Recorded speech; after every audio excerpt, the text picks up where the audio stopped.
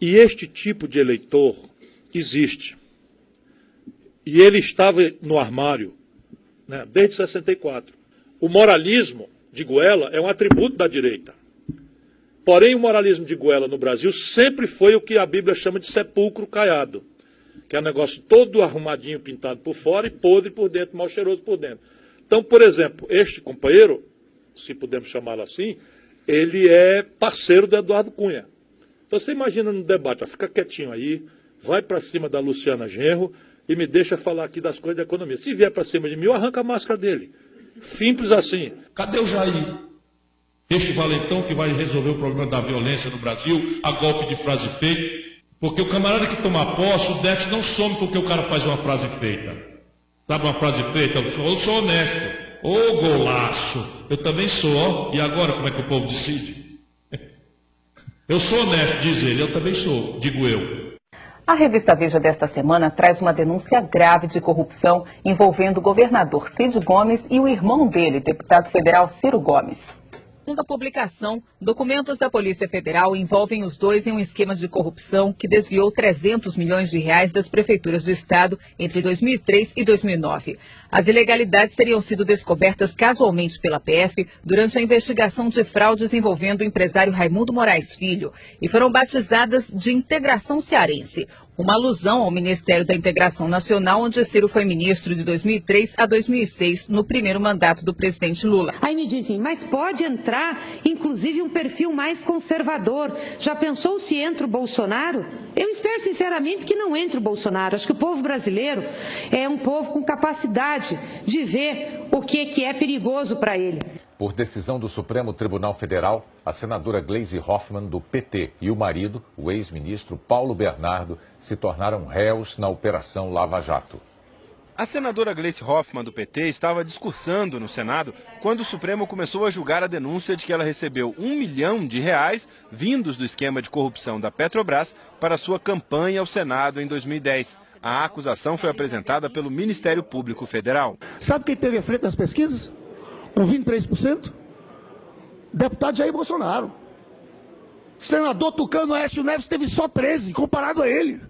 Que país é esse? Que a elite brasileira pensa em Jair Bolsonaro para presidente da República.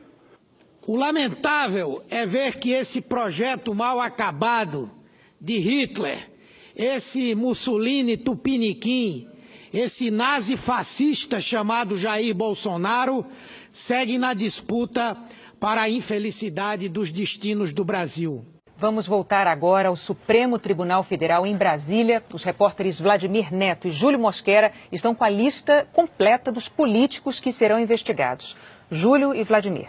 Humberto Costa, senador do PT. Lindbergh Farias, senador do PT.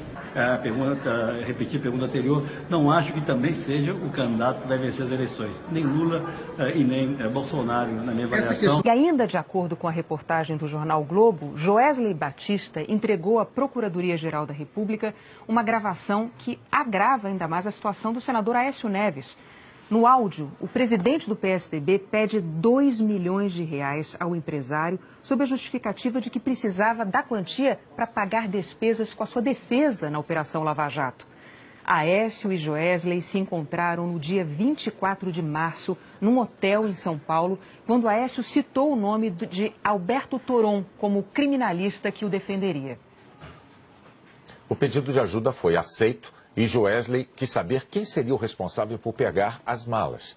Aécio Neves indicou o primo, Frederico Pacheco de Medeiros, para receber o dinheiro. Ele é conhecido como Fred. Foi diretor da CEMIG, nomeado por Aécio, e um dos coordenadores da campanha de Aécio a presidente da República em 2014. O Lula é de esquerda? Com absoluta certeza. Não é, imagine. Como é que pode ser de esquerda? É da extrema-direita. O governador de São Paulo, Geraldo Alckmin, foi citado em delações de 3 ex-executivos da empreiteira Odebrecht. Ele teria recebido doações ilegais negociadas pessoalmente. Em 2 campanhas eleitorais, propinas milionárias que o governador de São Paulo, Geraldo Alckmin, teria recebido via Caixa 2 da Odebrecht, segundo 3 delatores.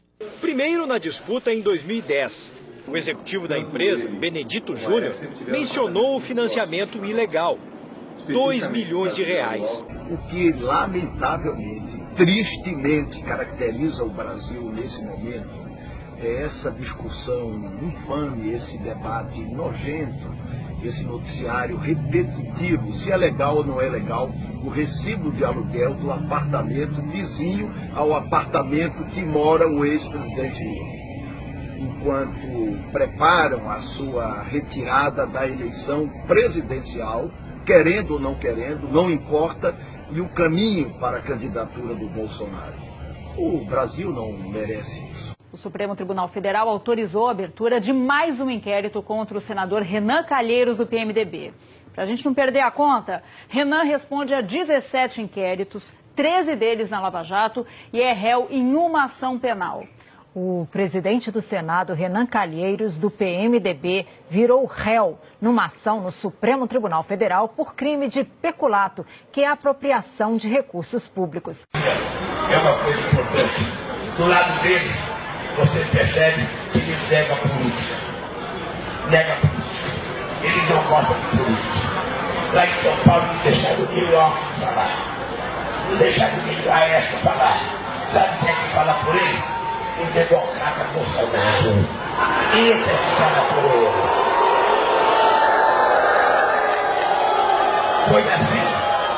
Foi assim que surgiu o nazismo na Alemanha, quando Hitler mandou perseguir os socialistas e os comunistas.